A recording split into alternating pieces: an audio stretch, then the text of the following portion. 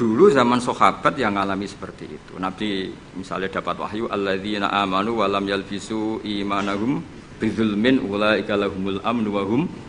Orang yang iman kemudian imannya enggak tercampuri sama kezaliman sama sekali. Karena pakai nakirah.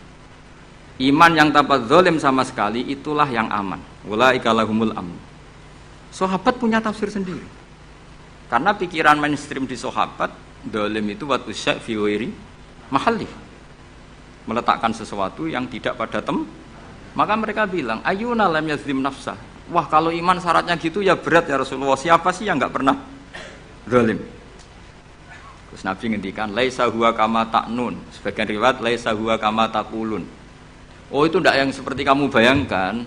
Alam tasma qaulallahi ta'ala, yaitu dawuh Luqman Hakim, la tusyrik billah inna syirka la zulmun azim. Enggak, maksudnya bukan dolim batu syak fi ghairi mahal ya, tapi apa? Syirik. Jadi berarti maknanya gimana? Orang yang iman dan kemudian dalam iman itu tidak melakukan syirik sama sekali. Itu artinya kan sahabat punya tafsir yang beda dengan yang membawa Quran. Untung zaman itu ada Nabi diklarifikasi. Nah, saya ini masalahnya penulis-penulis tentang kiai atau klarifikasi. Luwih pinter timbang kiai ini. Bingung gak? Itu dulu zaman orang soleh semua. Zaman orang soleh semua. Mencintai perempuan itu baik. Karena maknanya cinta itu ora demenan. Saya ulang lagi, maknanya cinta itu tidak demenan. Yaitu perempuan dilihat sebagai sarana reproduksi atau sarana pendidikan. Karena kita tahu pertama kali anak-anak dapat ilmu dari siapa? Ibu. Ibu itu seorang perempuan. Jika bilang perempuan itu ora kok bayangno wong wedok sing semlohe sing menarik kok gak. Ya perempuan saja. Bisa ibu, bisa guru madrasah, bisa apa saja. Tapi ra wong ra saleh muni kiai itu harus mencintai perempuan. Itu dianggap ajaran sesat ya. Karena mesti konotasinya urusan apa? Syahwat. Paham to sing kula maksudnya? Seneng donya nggih ngoten. Zaman sahabat, itu banyak sahabat sing seneng donya. Tapi wong saleh, senenge donya dienggo perangkat kebaikan. Wong syarat jihad wajah itu bi amwalikum wa anfusikum. Sehingga wong darani seneng donya iku yo ora ep. Wong perangkat kebaikan. Begitu juga senang perempuan. Dulu itu enggak F, karena bayangnya perempuan itu kalau cantik ya dinikahin, kalau tidak cantik ya ibu atau guru, semuanya ini perangkat kebaikan. Tapi sekarang bilang perempuan itu konotasinya apa coba? Urusan syahwat. Sehingga dulu itu enggak masalah, misalnya Nabi ngendikan wa hubbiba ilayya min dunyakum at-tibbu wan nisa. Karena orang masih waras semua, jadi itu enggak melahirkan salah tafsir. Padahal Nabi jelas ngendikan ada 3 hal yang saya ditakdir dicintakan, 3 hal itu. Yang 2 itu at-tibbu wan nisa, pewangian dan perempuan. Tapi dengan makna yang apa? Positif. Karena kalau perempuan enggak dididik, coba anak kamu pertama tahu kebaikan lewat siapa? Ibu. Ibu itu perempuan apa lelaki? Perempuan. Jadi dulu makna perempuan itu tidak harus urusan. Ya, tapi kalau sekarang sampean ngomong itu, orang nafsir kan macam-macam. Jadi itu sudah, itu resiko. Yang jelas kalau minta seminta-mintanya nafsiri Quran, hadis, nafsiri ulama, itu jangan nganggo utekmu dhewe. Nganggo prosedur sing dikuasai perangkat itu oleh ulama. Makanya kalau masalah Quran sampai Kanjeng Nabi keras, man fassaral Quran fi ra'yihi falyatabwa maq'adahu minan nar. Orang yang menafsirkan Quran dengan otaknya sendiri, maka sama juga pesan 1 tiket ke neraka. Tapi kalau nafsirkan ulama salah, saya naik dewi urung pati neraka lah. Cuma ya rontok-rontok ngawur, tapi kan gak mungkin diancam neraka, kiai ora pangeran. Tapi ini saya cerita ya, betapa susahnya kita sebagai ulama. Karena kita harus membiasakan bahasanya ulama dulu, karena itu satu-satunya cara untuk menetapkan tradisi dulu. Dengan zaman yang sudah rubah. Ya, dengan zaman yang sudah berubah. Ya tapi mau tidak mau. Saya beri contoh kecil misalnya tadi. Dulu sahabat itu biasa bahasakan tadi. Saya ini suka perempuan. Karena ya memang zinalin nasi hubus syahwati minan. Tapi maknanya suka itu ya kalau suka dinikah ya dinikah, tidak demenan, tidak pacaran. Kalau suka perempuan dengan mana ibu ya di rumah yang baik. Kalau suka perempuan dengan mana ustadzah ya diberi hak fasilitas ngajar. Semuanya itu konotasinya positif. Seneng donya kayak ngoten, aku seneng duit, aku itu kedonyan, aku itu seneng harta. Maksudnya apa? Itu perangkat kebaikan. Aku seneng murid, aku seneng nak ngaji itu ngaji wakeh. Banyak kayak dulu yang bilang gitu. Aku seneng kalau ngaji itu yang ngaji banyak. Bukan urusan salam template, orang urusan sowanan gula akeh, tapi ingin kebaikan itu didengar orang banyak. Tapi kalau sekarang, kowe dadi kiai mending ngene, aku seneng santri akeh, mesti wong le nafsiri. Iya ben sing salam template. Oke, jadi sekarang perangkat suudzon itu luar biasa. Luar biasa. Dulu enggak, dulu itu ya duwahi ma'al jamaah, kalau ingin barokah ya harus rame-rame. Alaikum bil jamaah. Jadi ngaji semakin banyak semakin baik, maksudnya semakin tahu hal positif yang banyak semakin baik. Tapi sekarang kan muni aku laris pengajianku, wong pikirannya wah berapa itu hasilnya kan itu. Ruwet-ruwet, soalnya zaman akhir ruwet. Tapi nikmati mawon, mesti nikmati mawon. Santai mawon. Kiye kersane. Kabeh itu kersane napa? Bon niku tentang ilmu sosial. Kula mengutip sedikit. Kenapa saya cerita ilmu sosial? Karena mau tidak mau. Misalnya riba. Riba itu apa coba sampean? Ayo sampean anen riba itu bunga apa kelebihan? Apa kelebihan sause krus? Apa asal kelebihan? Kita ini ape ilmiah itu darani nabrak hukum, ape ra ilmiah gobloke ra ketulungan. Saya pernah berdebat sama Kiai Khusyuk. Kiai Khusyuk itu banyak masalah kalau di bab ilmu. Dia soleh tapi di ilmu masalah. Orang khusyuk itu banyak kan di solehnya baik, di ilmu masalah. Misalnya Hamdan diutang aku tahun 70, 100 rupiah. Saman itu dapat kambing. Terus sekarang saya nyaur 100 rupiah untuk kerupuk. Nah sekarang ketika kambing harganya 2 juta, nyaur 2 juta itu riba apa enggak? Iya, kemudian kamu darani dia. Coba. Kalau kamu hati-hati, pokoknya anggar sak dhuwure nominal ya riba. Wong dhisik 100 rupiah, saiki ya 100. Tapi kan jadi goblok. Artinya kalau disaur 100 rupiah mesti gak riba, wong karuan 100 tetap 100 kan gak riba. Tapi mesti goblok. Dan perlu kamu catat, yang haram dalam Islam itu tidak riba tok, goblok itu ya haram. Yang haram dalam Islam itu riba tok, goblok itu juga. Wong dina'udzubillah. Ciri utama barang haram itu dina'udzubillah. Na'udzubillah minasyirki wal jahli, termasuk jahil itu. Coba sesuatu yang harus dihilangkan di dunia termasuk apa? Bodoh. Riba harus dilawan, bodoh juga harus. Kebetulan kita akrab nggak perlu dilawan, bahaya. Kan melawan diri sendiri. Ya saya ingin, kalau bolak-balik nyelesaikan konflik nonton. Wonten kakak beradik, zaman tahun 80, ponakane sunat diutangi Pak Dene. Dulu misalnya diutang no pedet. Barang pedetnya didol, zaman itu untuk duit 3.000. Ini yang cerita orangnya. 3.000 rupiah. Tapi dulu sudah menjual pedet. Tahun 2005 baru kayak tukaran tadi, baru tukaran. Ditagih kan, nah zaman rukun kan nggak ditagih, nah tukaran kan di. Terus kita jadi kiai bingung. Jare sing ngutangi kon 7 juta, mergo pedet 7 juta. Jare sing utang, ngurian mau 3.000, Gus. 3.000 untuk pentol, siomen. Wis kata fantan teng ngarep kula. Sing utang seneng 3.000, sing utangi seneng 7 juta. Nah saiki bareng, ya nek ngono sawur pedet ta mending ngono. Pedet apa, Gus? Sisi tok milih pedet limusin. Sisi tok milih yo pedet biasa, wong dhisik pedet biasa. Lah yo pedetku biasa iku cara ora mbok utang, wis ndek anak putu.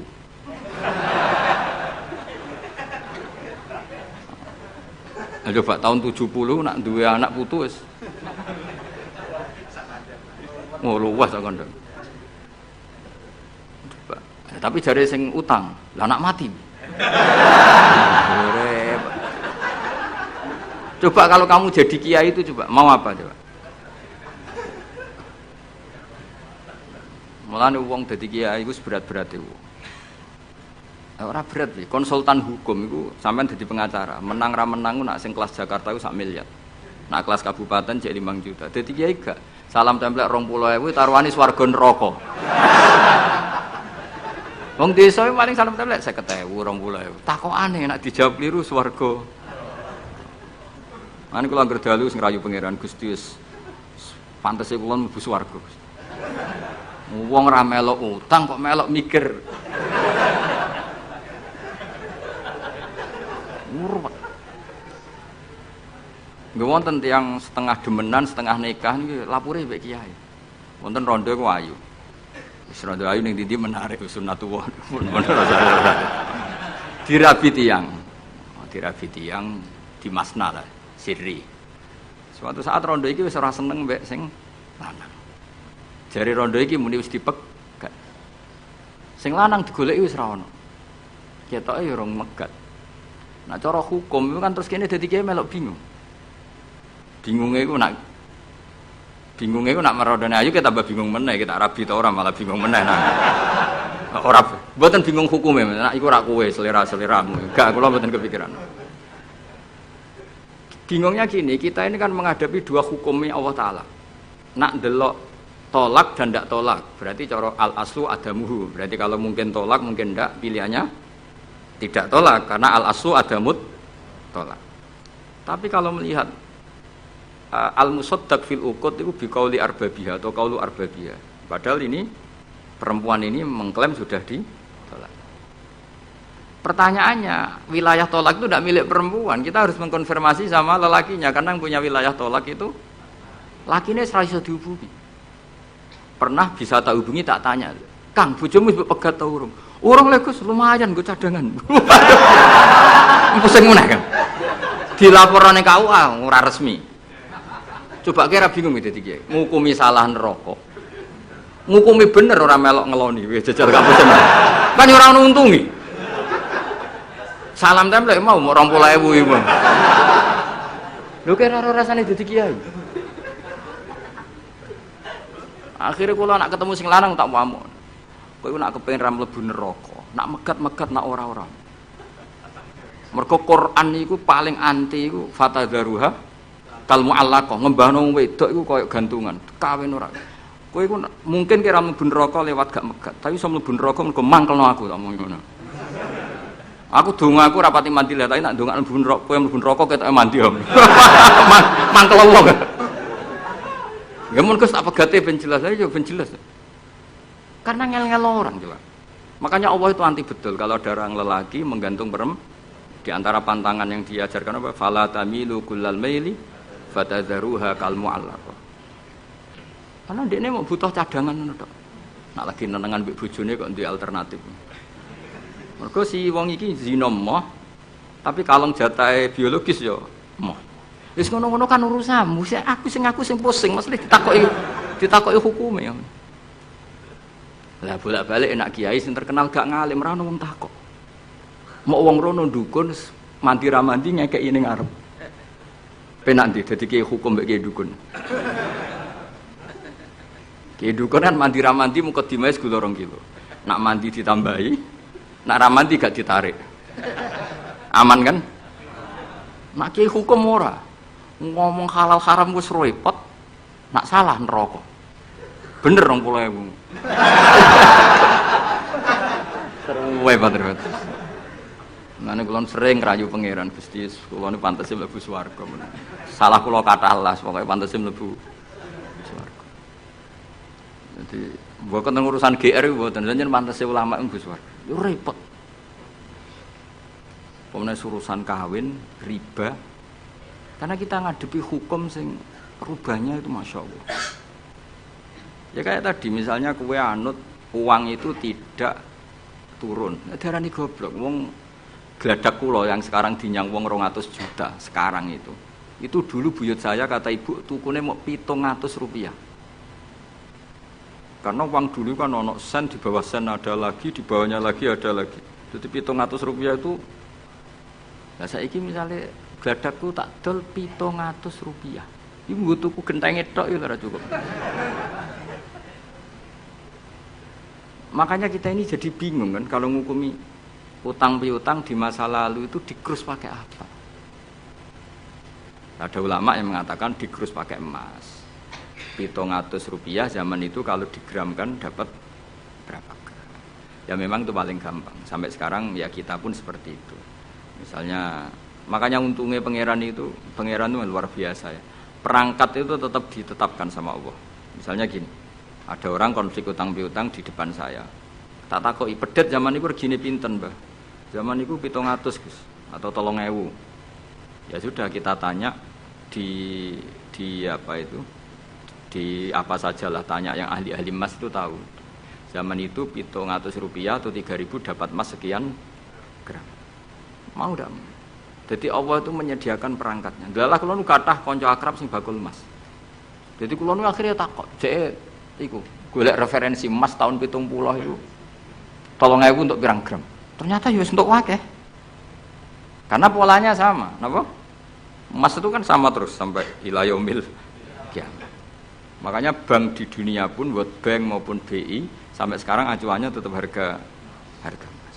Iku Allah Subhanahu wa taala. Allah iku zat sing maha pinter. Jadi nilai dolar, nilai rupiah gak stabil tapi nak harga emas tetap stabil.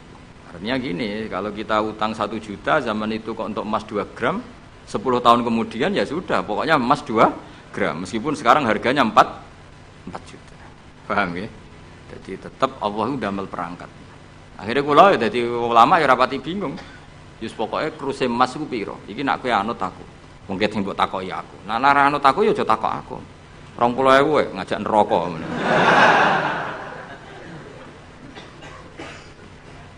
Ya, maksudnya ini masih ngaji ini mboten. Lah mulane akhir ayat sing turun ku ayat den mbek ayat riba. Goden ya mari riba iku ya mergo den. Saiki sing utang iku ora masyarakat tok, kiai sak santri-santri ya tukang. Mulane BPKB-ne do pinter-pinter. Nak sekolah do suwi ya? Apa sediluk? Ada enggak orang punya motor BPKB-nya di rumah? Ada 10% sak kampungmu. Enggak, maksudnya dari satu kampung iku sing BPKB ra sekolah pirang persen? Pira? 0%. Ono, pira iki? Ono sedaya iku berarti wong kusuk. Ampun, weling mesti iki tukang gadekno. Pirang persen Kang Ali? 10 ono. Dari iki ra ono. Jek ono 10. Ono.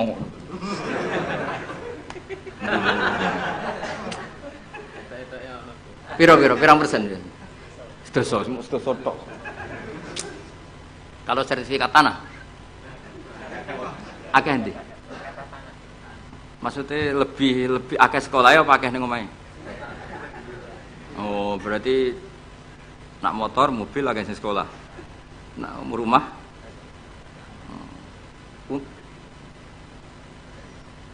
akeh sing aman. Alhamdulillah. Ya makanya Nabi nanti ngendikan innamar riba finnasiyah. Ya innamar riba finnasiyah. Karena maksudnya riba itu normalnya memang gara-gara tempo. Makanya kalau suwun sinten mawon yang mencintai saya, usahakan sesuatu itu jangan nasiah. Kulon mboten sombong. Kulon nganti saiki belum pernah beli sesuatu kredit. Karena aku kiai. Maksudnya orang kok ngaramno kredit, aku kiai. Keruwetan kan? Kiai kok ditanggal. Lucu kan? Orang wedi akhirat tapi wedi tanggal. Misalnya mobilku kok kredit itu kan wedi tanggal. Lucu kan? Nak kowe kan pantes ora pati kiai. Kan lucu kan? Wes lucu, boy lucu. Tapi ya ora haram. Haramno sampean ra di mobil. Tapi nak iso nak kiai terutama wong alim ya. Nak kiai rapati alim ra apa-apa. Nak sing alim-alim kan iman. Karena beda ya fungsinya ulama sama kiai. Kiai itu orang soleh yang harus kita hormati. Seorang kiai itu orang soleh yang harus kita hormati. Tapi biasanya kan enggak pati totokan hukum. Nah ulama itu pusing tenan. Takokane wong aneh-aneh. Wis aneh. Pemene kadang ana wong di bojo nganti loro, sing lanang ku loro. Ini perkara ini gitu. mengkonfirmasi pertama kata suaminya menceraikan, akhirnya sing wedok wani rabi. Waline wani ngrabekno. Jebule klaim bojo pertama tidak menceraikan. Akhirnya kan di bojo. Lalu iddahnya itu iddah dari siapa? Itu zaman Sayyidina Ali itu ono pertanyaan seperti itu. Duka Sayyidina Ali. Sayyidina Umar zaman Sugeng ya ono pertanyaan seperti itu. Karena kita bisa apa coba? Kita di kehidupan masyarakat itu bisa apa? Artinya bisa apa? Rondo tadi wis dirabi wong. Ada informasi menceraikan. Lah anak rondo ayu sing Izaud Sani itu kan orang mengkonfirmasi banyak-banyak wis kebelet rabi. Lho beda nak setengah rayu, mungkin wong sempat ngecek tenan ta ora. Tapi nek wahyu kan ono kabar rabi kan apa kabar diceraikan kan wis cepet kan. Iku aja bayangno. Masyarakat itu gak santri. Siapa cepat dapat. Kita bisa berbuat apa coba? Wis kadung terjadi coba. Itu zaman Sidin Ali ya ada pertanyaan seperti itu. Bisa apa coba? Sidina Umar ya ada pertanyaan seperti itu. Makanya terus kita ini mikir masalah otoritas tolak. Siapa? Tentu Zaud. Tapi alhamdulillah di fikih-fikih kita, saya termasuk orang yang paling gigih mengkaji fikih fashun nikah. Di fikih kita itu memang perempuan tidak punya hak tolak, tapi punya hak tanging mangkel iku anake didakok meja. Pakani kitab. Jadi ora rafa mau ngamuk ngono tok. Saya punya teman hafal Quran, tiap deres itu pertama gak apa-apa, bareng suwe-suwe. Apa nak deres terus warak. Saking ekstrimnya perlawanan istri. Tapi ngono lah ya ora rafa. Ya tetep dhe anak, ya tetep lucune wong wedok kan ngono. Ngamuk lah ya tetep ae dhe anak. Jadi dunia ini penuh keajaiban. Jadi kalau di tonggo itu tukaran terus, tapi anaknya tetep kata. Neng kene padha. Alhamdulillah bagus. Jadi tukarane ya terus, gawene anak ya. Ngono nganti tua ya ora pegatan. Ngerti-ngerti anake 8. Judes kabeh kok terlatih ngono omah. Mulane wong wis kudu yakin rahmate pangeran. Ora ana zat sebaik Allah. Wong tukaran entuk rahmat. Lho rino tukaran bumi entuk jatah. Solares urip wis pokoke syukur napa? Syukur. Ora sama macam-macam. Pokoke urip iku syukur. Seneng ning donya wis rahmati Allah wis wa rahmati wasiat. Sarai iso rahmati Allah dibatasi keluarga harmonis sing iso nyukupi bojone sing ora iso wa rahmati wasiat. Sing ora iso nyukupi ya untuk jatah, sing nyukupi untuk jatah wong pangeran ora kena diatur. Mulane kula nu termasuk kiai yang enggak setuju ana kawin dinasihati ngene ora perlu. Angger pangerane cek Allah lan selalu pangeran ya Allah ya mesti Allah, tetep rahmate luwih jembar timbang kesalahan kita. Wis mesti. Ya nyata nih yo, coba kalau kita memenuhi standar fikih, itu wis pegatan kabeh. Bojo ra iso nafakahi oleh di fashun nikah. Engko bojomu kok cacat sing ngilangi syahwatmu ya iso oleh di wis ruwet-ruwet. Kula cek eling dawuhe Mbah Mun. Ngaji fikih. Nak sugih wajib nafakahi 3 mut mbok kira. Nak sedengan 2 mut. Nak melarat sak mut kuwi ana urutane. Nak ra iso nafakahi sakmene boleh fashun nikah. Mbah Mun ngaji fikih. Santrinya saya. Itu terakhir Mbah Mun ngendikan ini. Iku apa-apa kawin apa-apa dagangan. Mergo kemudian di fikih itu ada hukum begini, hukum sing rada aneh, yen fikih itu aneh. Jika dalam 1 hari 2 hari bojo iku utang untuk kehidupannya sendiri, maka minangka utange zaud, utange suami kan gitu. 1 bulan bojomu utang tangga ning toko untuk nafkah dirinya dan anaknya. Minangka utange zaud ta zauja? Zaud. Tapi dhewe Mbah, untunge wong Indonesia ora ono di pikiran ngono. Jadi misalnya sing wedok diutang kok dekne di rezeki ya disaur dhewe. Kemudian nek sing lanang wis ketok ustaz, malah soponange pol, di guru mubal, di bojo mubalek wis soponang. Pemenang nek bojone khotib wis soponang, wis kan apa kowe. Omone hafid ngono soponang. Hafid, khotib, mubalek, ustaz itu perangkat-perangkat untuk terbebas dari apa kewajiban nafkahi. Yo enggak ngali. Lha iki takoki ustaz jeneng arep ya. Jadi barokah status ustaz itu mertua ya sepono. Gak kodak nafaqoilah yo. Seneng. Pemene iso nyuwuk sithik-sithik. Oh, seneng wis. Alhamdulillah yang ngimami tahlil seneng. Seneng. Wis iku anggap ae wa rahmati wasiat kulas. Rahmati Allah iku nyukupi kabeh apa wae. Cek sing sapa wae. Jadi cara Mbah Mun fikih ora setuju. Sing kabeh mau, mah apa dagang. Jadi oleh bojomu nyatet dalam seminggu ini punya utang 300.000. Terus Ustaz teko khutbah, utangem. Tapi itu enggak terjadi. Sing wedok malah kerja dhewe, sing kiai ini dimotivasi. Pak, kok kiai entuk. Aku sing kerja aku, Pak. Wah, alhamdulillah. Alhamdulillah. Santrine ora ketemu kancane, alhamdulillah barokah bojoku sing kerja aku mulang tok, alhamdulillah. Piye melanggar hukumnya pangeran, alhamdulillah. Ya aturane ar-rijalu qawwamuna 'alan nisa. Tapi piye ku sing mlaku? Mbok dhisik wali songo le ndonga mbok piye iso fikih Indonesia rubah kabeh. Sangka tajibu ala zauji nafaqatu zaujati. Fikih Indonesia gak wali zaujati nafaqatu zaujiha. Jadi fikih rubah. Berhak bagi zaujah menafakoi zaujiha. Jadi kan fikih kan tajibu ala rajuli atau ala zauji nafaqatu zaujatihi. Tapi in Indonesia gak. Pokoke endi sing ngono dinggo. Wis tate ra apa-apa. Wis akhire. Ya mulane dhewe Mbah Mun, apa mau omah apa dagang gitu. Perkarane tadi nak istri itu utang, cara hukum minangka utange. Ya nak utang alpat tak tuntas.